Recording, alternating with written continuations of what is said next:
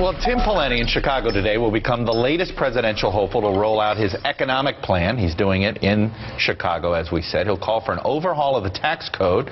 He'll slam the president as, quote, a champion practitioner of class warfare at a speech at the University of Chicago. And ahead of the president's economic-focused trip to North Carolina on Monday, that state's Republican Party is signaling it's prepared to fight to put the state back in the Republican column. Watch this ad. In 2008, we fell for his hope and change, but all we got were broken promises. Today, I'm pledging to cut the deficit we inherited by half by the end of my first term in office. Now he's back, asking us to believe him again. I need you, North Carolina. Contribute today and help take back North Carolina. Charlie Cook is editor of the Cook Political Report and a political analyst for the National Journal. Stu Rothenberg, editor of the Rothenberg Political Report and a columnist for Roll Call. And Clarence Page is columnist for the Chicago Tribune. Clarence, if you want to start another part of your job as well, I would recommend it, because I got to read all these titles and get all these plugs in at the same time. But let me start with the biggest front page news today in politics, and that is the ABC Washington Post poll. Clarence Page, anything in the poll surprise you? It shows the president with an upside-down job approval rating, disapproval on the economy at an all-time high, and Mitt Romney actually leading Obama in a head-to-head. Yeah, this is, I'd say that last part is probably the biggest surprise, but at the same time, the Washington punditocracy for a while has been saying that in spite of killing bin Laden and other advances that the economy, it's still persisting as the big issue, especially as long as joblessness is up and the recovery is as slow as it is. And we're seeing signs of that now. So even Mitt Romney coming across looks like a fresh face who knows something about business and might be able to turn the economy around, and that's Obama's biggest challenge. Stu Rothenberg, the president is losing to Mitt Romney or losing to the American economy? Well, obviously, it's the economy. That's what is the albatross around the president's neck. You know, Chuck, you could actually see this coming for the past few months here. We had this bubble. 6 weeks of bad data. Right. We had the bin Laden bubble, and everybody overread that. And but the fundamentals, you know, it's like baseball. You know, Albert Pujols gets off to a bad start, but you know, 9 times out of 10, he's still going to hit 300. That's right. Still going to get 35. And again, it's the fundamentals, and the economic numbers are bad.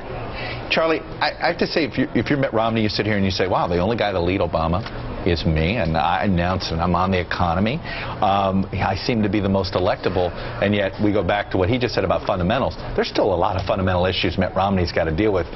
Can any of this today, just showing a poll that shows him ahead of Obama, help him at all inside the Republican Party? To me, I think that Mitt Romney would have a better chance in a general election than he has winning the primary, because his biggest problems that, you know, is he too moderate, the Mormon thing with evangelical Christians, all those people I think would come into line for him in a general election against President Obama, but I think are real problems for him in terms of winning a nomination. So to me, it's two different challenges he faces.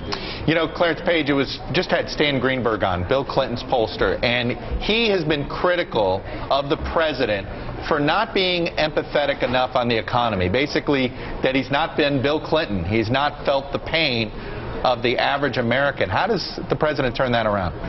He has to get out there and show some of that I feel your pain that Bill Clinton was so good at. Optics are important here. President Obama, who tends to be kind of really personally a reclusive and a thoughtful fellow who doesn't really care that much for all the showbiz aspects of politics, nevertheless has to get out and do it.